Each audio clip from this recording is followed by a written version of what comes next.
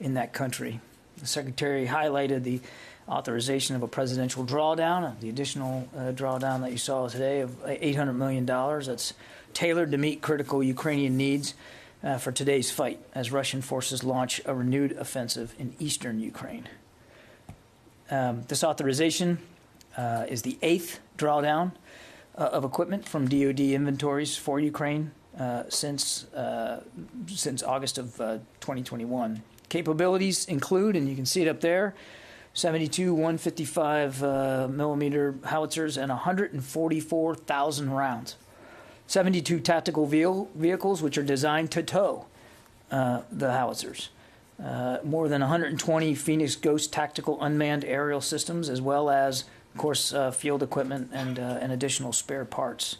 This commitment, together with the 18 howitzers that were announced on the 13th of April, provide enough artillery now to equip 5 battalions for Ukraine for potential use in the Donbass. And I want to stress again that what we're providing is done in full consultation with the Ukrainians, and that they believe that these systems will be helpful to them in the fight in the Donbass. Where and when they employ them and how they employ them, of course, is going to be up to them.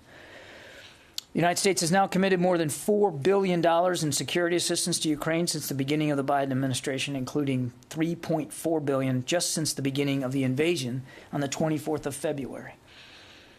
The United States also continues to work with its allies and partners to identify and provide Ukraine with additional capabilities. And we're going to continue to utilize all available tools to support Ukraine's armed forces in the face of Russian aggression. Additionally, earlier today, the Secretary met with his Czech counterpart, Defense Minister Jana Černochová, to discuss ongoing security assistance for Ukraine and continuing efforts to help strengthen NATO's eastern flank. And then finally, of course, I think you know the Secretary conducted calls with his counterparts in Germany and France to discuss ongoing security assistance efforts in Ukraine and for Ukraine. He thanked each of these leaders as well for all their contributions, and we'll have a full readout of those discussions a little bit later. But it is, again, of a piece of the Secretary's continued efforts to consult and to communicate with allies and partners, not only in Europe but around the world, to try to improve Ukraine's ability to defend itself, because some of these allies and partners have capabilities that they can provide that we can't. And so he has been literally working this personally every single day. And to that end, I can announce that the Secretary will be hosting a number of his counterparts for a Ukraine Defense Consultative Group at Ramstein Air Base on the 26th, next week. The goal is to bring together stakeholders from all around the world for a series of meetings on the latest Ukraine defense needs and this is critically important, ensuring that Ukraine's enduring security and sovereignty over the long term is respected and developed. Topics will range on the agenda from, obviously, the latest battlefield assessment of the renewed Russian offensive in eastern Ukraine to energizing the defense industrial base in an effort to continue the steady flow of security assistance, and again, in taking a longer, larger view at Ukraine's defense needs going forward. Beyond the war that they're facing right now, we think it's time to have that discussion as well. So the Secretary is very much looking forward to getting over to Ramstein early in the week to have this meeting. And with that, Bob. Thank you, John. On that last point, I'm sorry I missed it. Did you say how many countries are represented? We are still working through all the invites, so I don't have a total list for you now. As soon as we can get you one, we will. It's more than NATO countries? But it's not just NATO countries. Okay. My questions, actually, I have two questions about your list there on the board. Okay. On the drones, the Phoenix Ghost drones. So what can you say about their role? In other words, broadly speaking, are they intelligence-oriented or are they attack-oriented? And when did you begin developing that asset? And the second question is on the artillery, the howitzers. In layman's terms, what is the significance of 5 battalions worth of artillery that you're helping the Ukrainians develop? 5 battalions of additional artillery will add to their complement of their own artillery battalions. It's added firepower. Now, we're not putting U.S. troops in with these systems.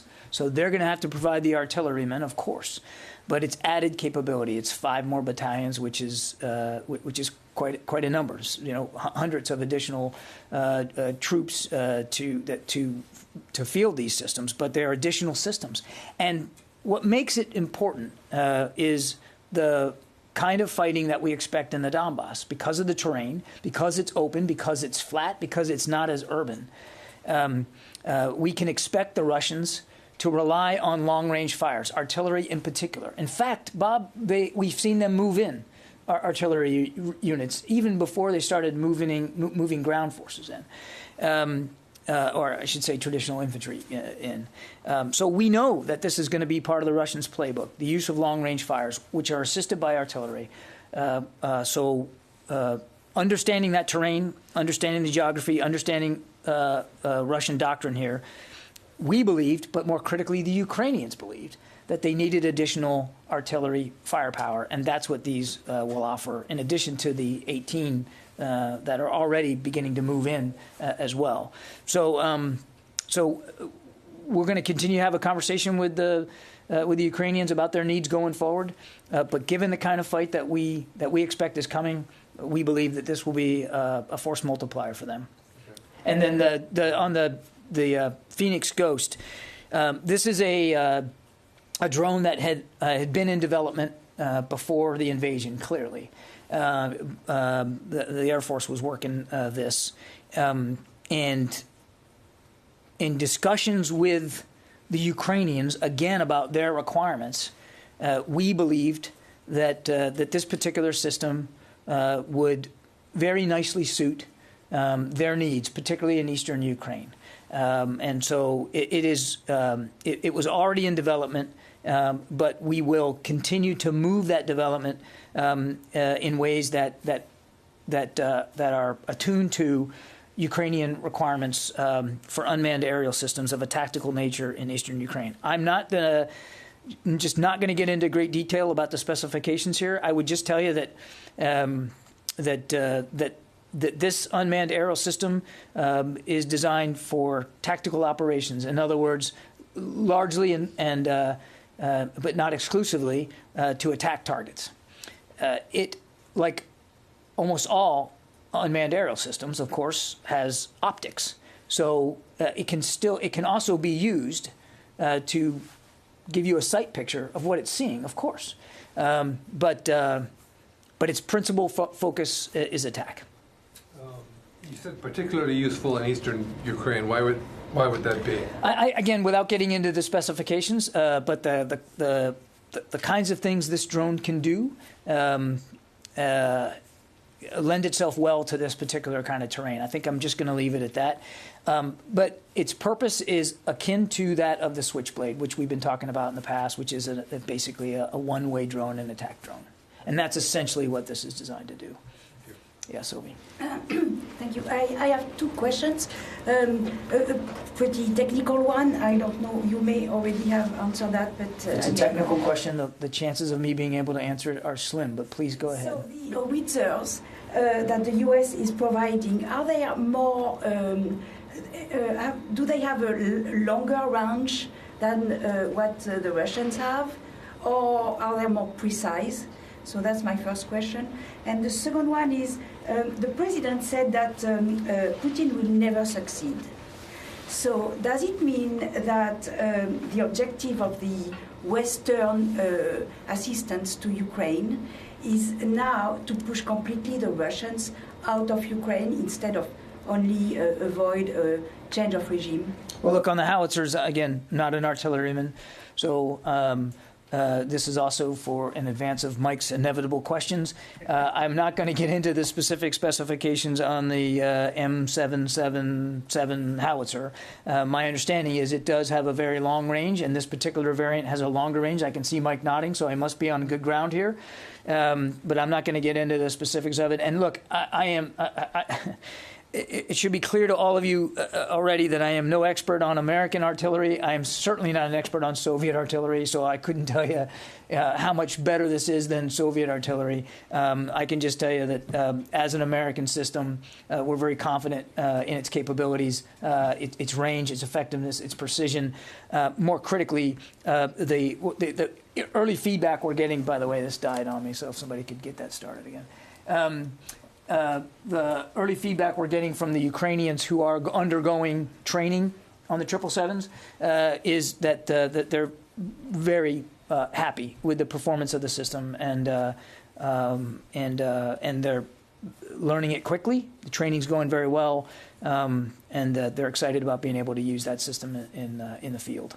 Okay, and then you had the president's comments. Look, I think we've been nothing but consistent here, Sophie. I've said it before. We said we want Ukraine to win this, which means we want Ukraine whole again and sovereign again, and we don't want Russian forces in Ukraine, any part of Ukraine. And how that gets solved at the table or on the field is really up to the Ukrainians to determine, not the United States. But the president is right. In terms of Mr. Putin's initial strategic objectives, which was clearly to erase Ukrainian sovereignty and to capture Kyiv, he's failed. He has failed to achieve any of those objectives to date. Now the Russians are saying, well, they're going to focus their efforts on the Donbass and in the south. They've been vague about exactly to what end, but that's where they're focusing their efforts. And we're going to do everything we can to help the Ukrainians prevent that from happening. Nazir. Thank you, John. Our country's situation is still critical. So many Shia people, Hazara people has been killed. This weeks, the situation get worse.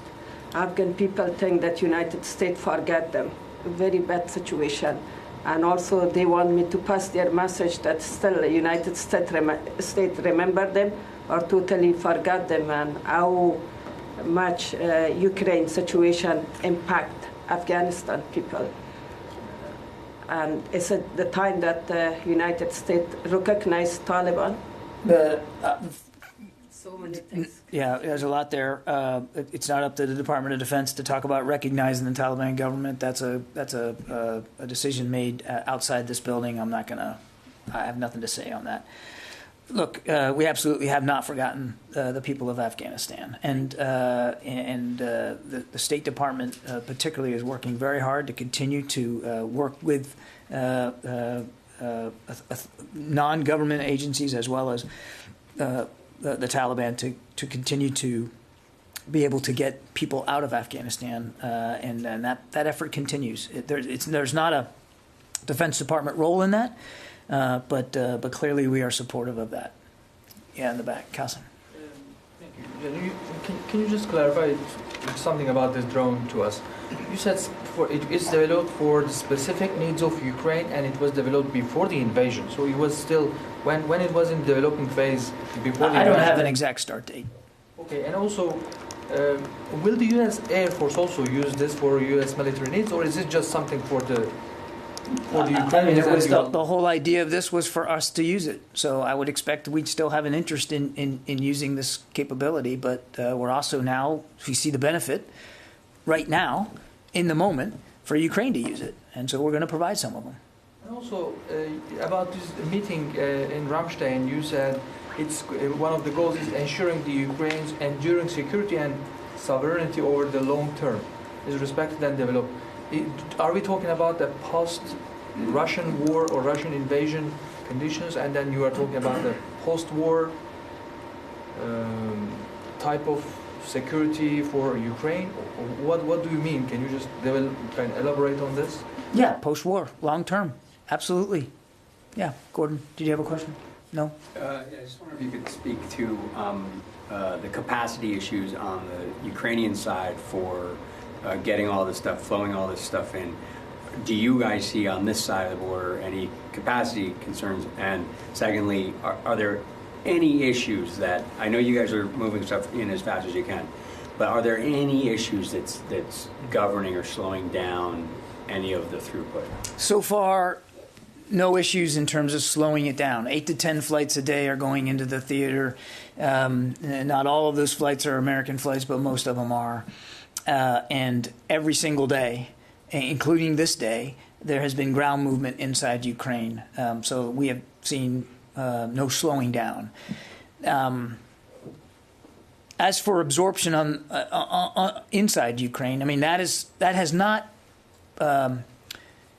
it has not proven to be a problem because it's factored into the discussions and the scheduling in an iterative way, Gordon. So clearly, absorption rate is an issue. I mean, they have to be able to receive, transport, to store temporarily if need be, and then to deliver to units. That's a Ukrainian responsibility. So far, that's that from our perspective, and from what we're hearing from our Ukrainian counterparts, they're able to do that and do it quite effectively. But that's always a factor in discussing what gets sent in and how it's packaged for them. So we're doing this in tranches. We talked about this the other day. Part of that is because the war is changing, and we want to keep a pace with that and alter what's in the packages based on what's going on the ground and what the Ukrainians say they need. Also, what's factoring into that is their ability to receive and to use and to temporarily store appropriately. So there's all that's baked into the process. There hasn't been like a stumbling block or a pothole that's stopping something from going in because we're factoring that all into the decision making. Got it. And to clarify on the training, we understand that some of the training of the howitzers has begun, I think, this past week or whenever. Correct. Started yesterday. Is that also true for some of the other platforms that also need training? And to clarify, does the Phoenix Ghost need the same kind of training as the Switchblade? We believe that the Phoenix Ghost will require a little bit of training the way the Switchblade's kind of akin to what the Switchblades require because it's not all that different a system. It's different, but the same basic tactical purpose. So we do believe it will require some training, and we're working that out right now. But there's no the training. The only training that is going on right now that I can speak to is the training that's being done outside Ukraine on the howitzers. But we fully expect that there'll be some additional training and familiarization done on some of these things, like the counter-artillery radar, the Phoenix Ghost, even the M113 armored vehicles will require a little bit of familiarization. So we're baking that into the process as well. Megan. On the howitzer training, is this first cohort going to be the only cohort, or do you need to do... We anticipate there'll probably need to be more. Okay, and also, where is the training happening and who is doing it? It's outside of Ukraine, and I'm not at liberty to talk about exactly who's doing it. Are U.S. troops doing the training? I'm not at liberty to talk about who's doing it. Travis. Thanks. I wasn't sure if you would see me back here in this dark corner. There's been a cluster of suicides on the George Washington carrier. And I know the Secretary has an ongoing effort to try to understand suicides. And he's looking at, I think, 8 different facilities. And you had said before that list could grow. Are there any plans to look at ships? And do you think that ships provide unique circumstances that need to be understood when it comes to suicide? Well, the Navy's still investigating these deaths, and so I don't want to get ahead of that, as you might understand. So let's put that aside for just a second. But each death is tragic in its own right, regardless of how. Our thoughts and prayers continue to go out to the families and frankly the shipmates because they're affected too. They're part of a sailor's family. I know that from experience. The Secretary's expectation for the IRC on suicide is that it will look across the force. So absolutely, he wants it to look at shipboard life, shipboard duty, just as well as duty in remote locations. Alaska has had this issue. He wants a broad scope and view of suicides across the force, so not just at installations, if you will. And certainly he would like that to include conditions of shipboard life. And I think, I've served at at sea on ships. I've served on ships that were in shipyards. In each of those environments is challenging. I think we have to be a little humble when we're talking about suicide, and it's just human nature to want to point to something and say, well, that's the reason.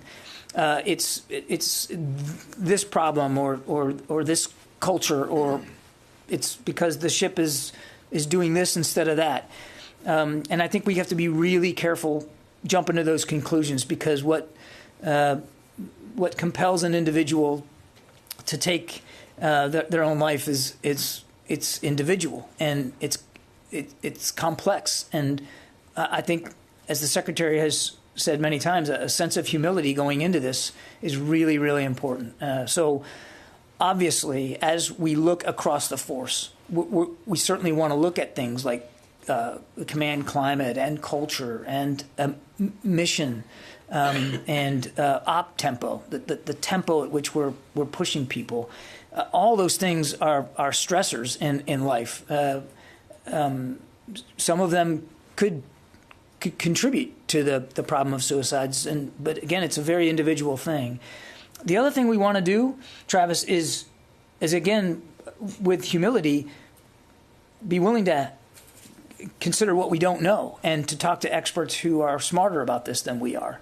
We have terrific mental health professionals in the military, but there's people outside the ranks that in the private sector that really do focus in on this particular issue, and we want to avail ourselves of their knowledge and wisdom, and be willing to, again, be humble about what we don't know and ask tough questions. When the Secretary was in Alaska, several months ago, he took time to sit with mental health professionals from the local university who specialized in issues surrounding suicide, and he found it very illuminating.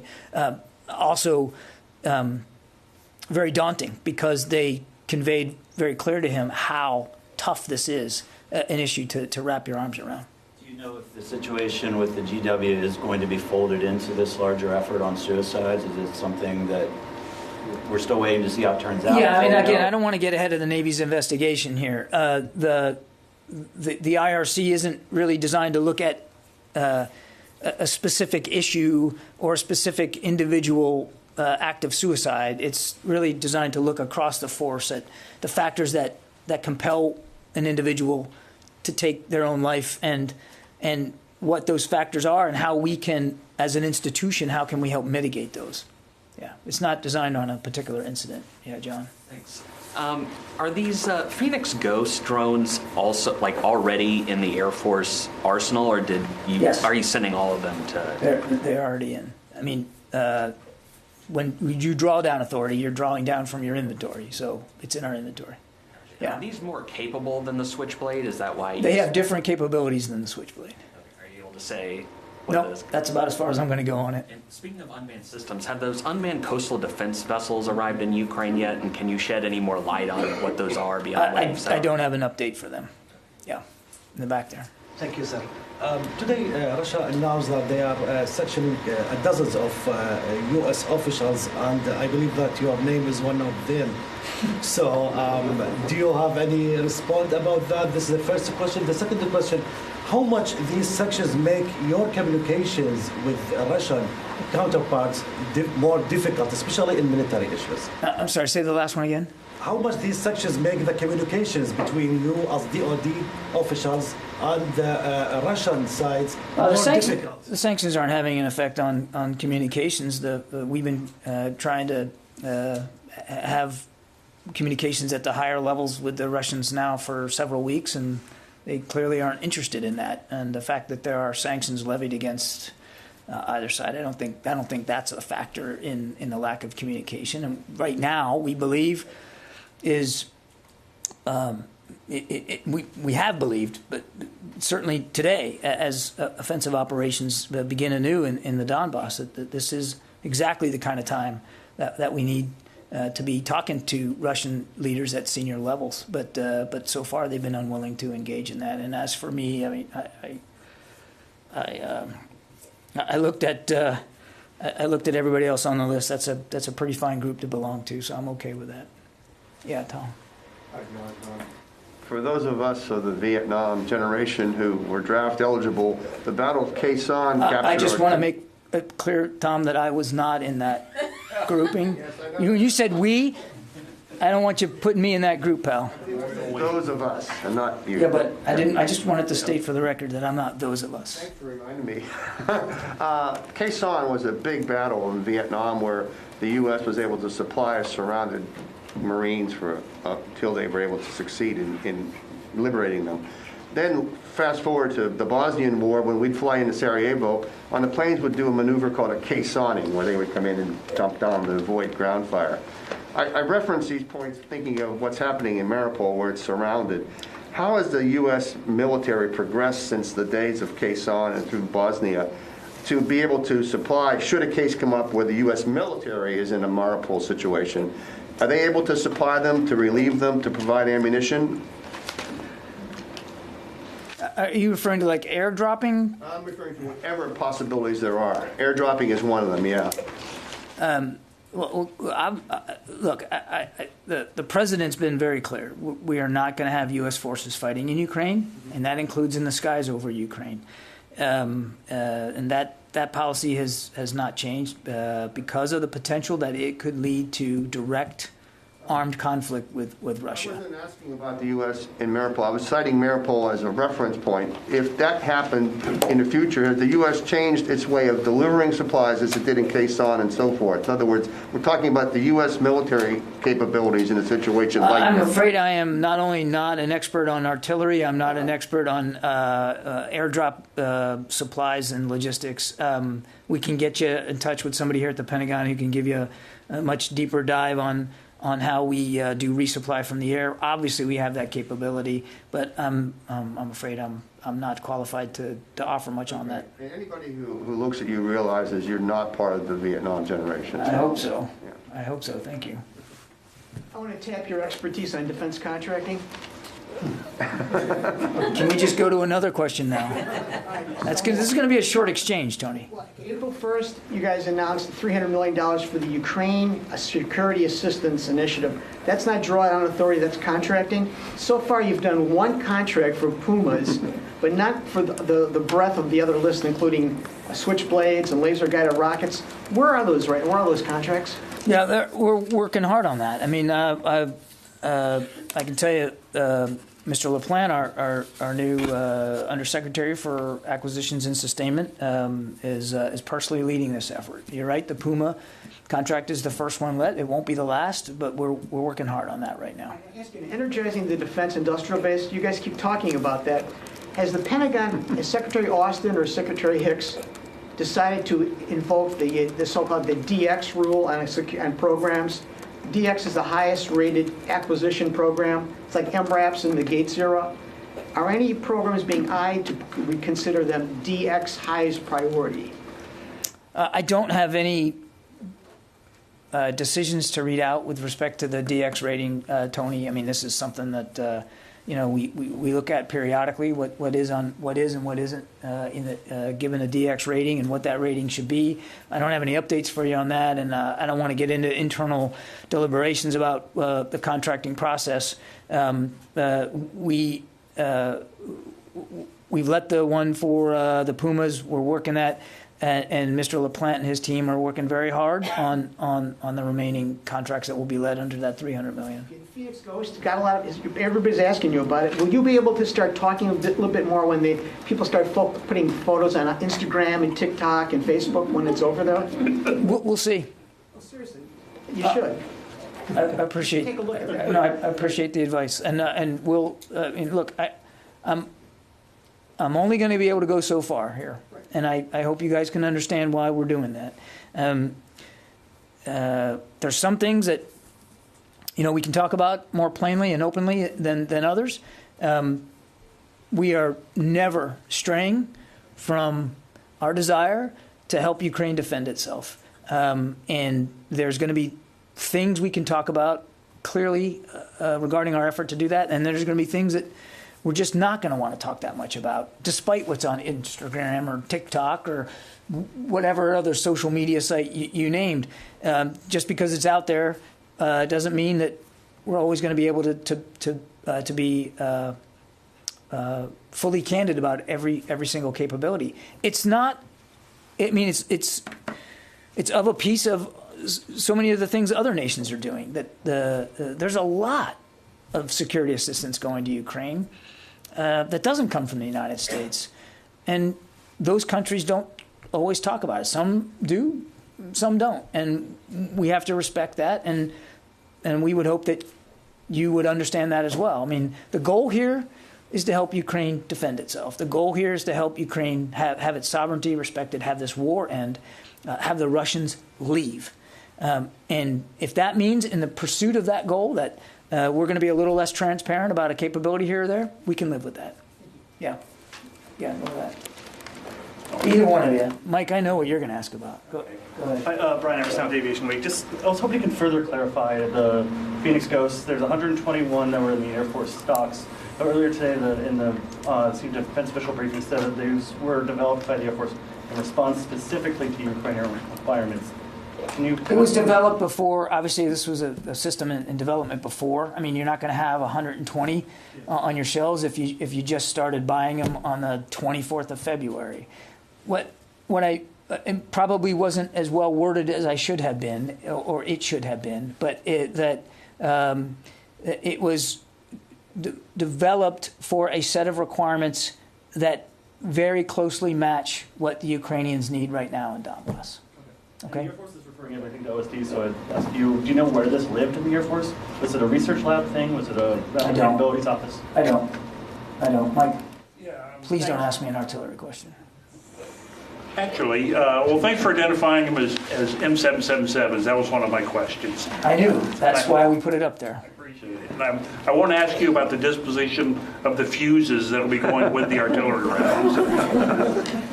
But I was asking, you did talk about that they're coming from Army and Marine Corps stocks. So are they in like storage somewhere? But I mean, you're not stripping them from units and sending them out there, right? I mean.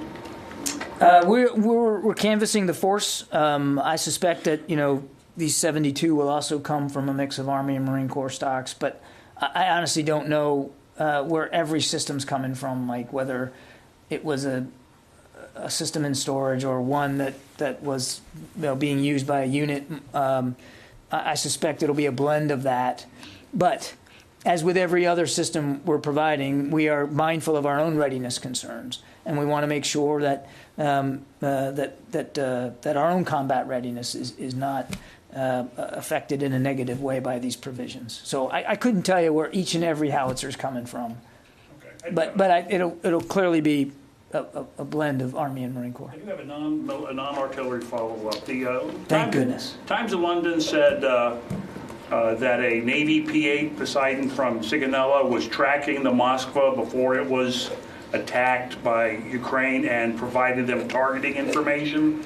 Can you confirm or say anything about that one way or the other? Yeah, I mean, I saw some of that reporting. I'm not going to get into great operational detail here, but as part of our bolstering NATO's eastern flank and our air policing efforts, P-8s have been a part of that, and that includes air policing missions in the Black Sea region.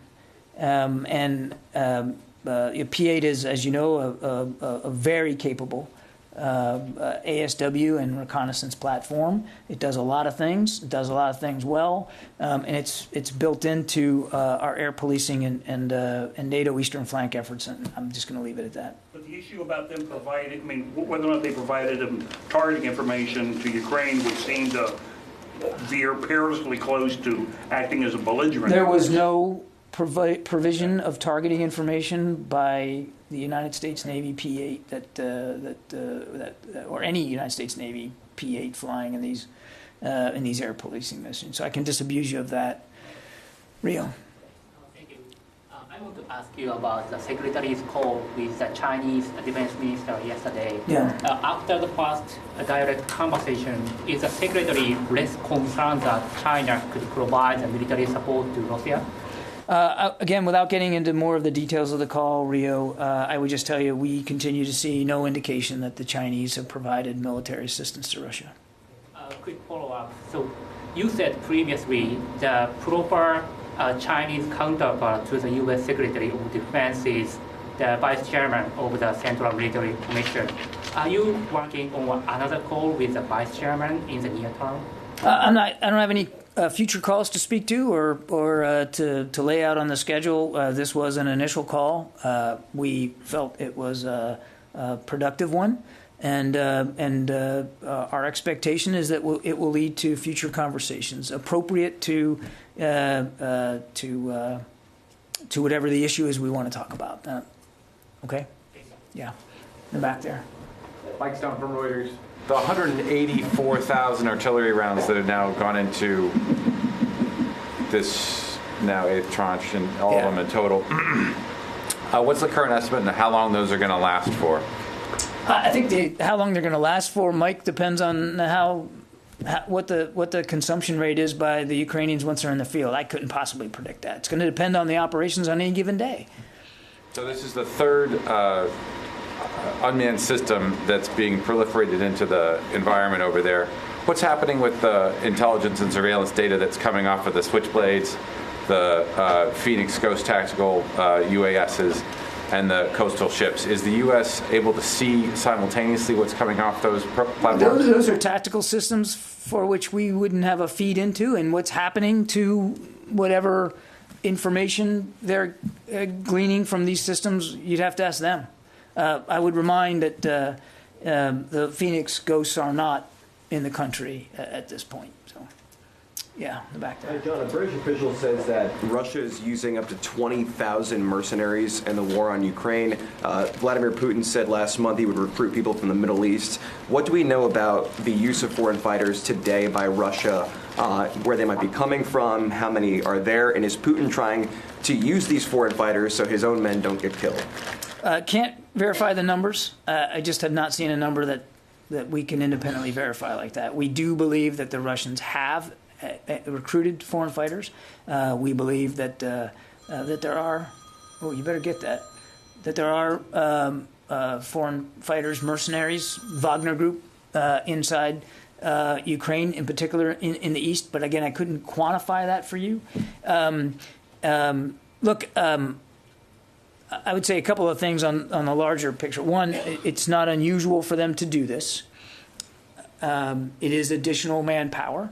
That they are recruiting so aggressively, I think does indicate their belief that they need to rely on additional manpower because they know they have taken losses, because they have some battalion tactical groups that have been depleted. So I think it is a statement of need of more manpower because of the losses that they've sustained. But it is a tactic they've used before, this use of foreign fighters. It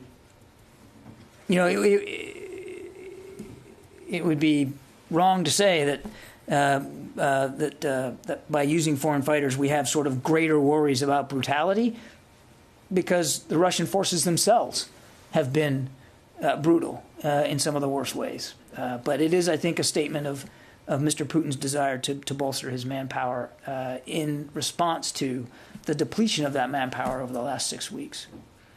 Yeah. Is there any update that you might have on the blockade of grain shipments out of the Mariupol area?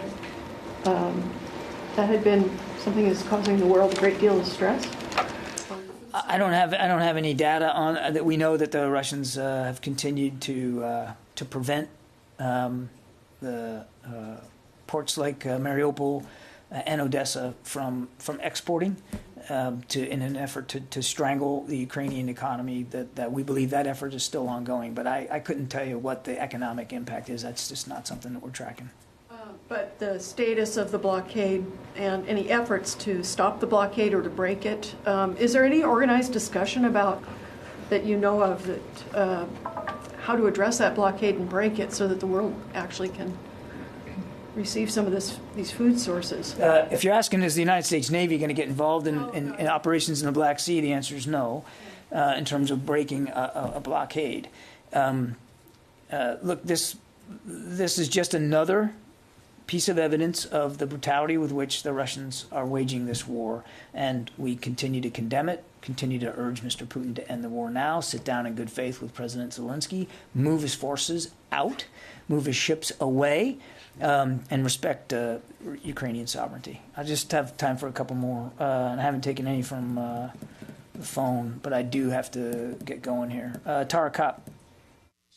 Hey, John, thanks for taking this. I wanted to get back to something you said at the top about the consultative group next week at Ramstein. You said you feel it's time to take a longer view. Do you mean to say talking about the long-term footprint in Europe, or the longer-term view for the Battle of Ukraine? And what does that mean, really? What I talked about, and if I wasn't clear enough, I'll try it again, that part of the agenda will be to talk about Ukraine's long-term defense needs in a post-war environment, and what that might look like. So the Secretary wants to, he believes that it's not too soon to begin to have a longer-term discussion with allies and partners about what Ukrainian sovereignty needs to look like going forward. So you're talking about like reconstruction funding and stuff like that? Not necessarily reconstruction funds, but defense needs, their security needs, longer term. Caitlin from Stars and Stripes.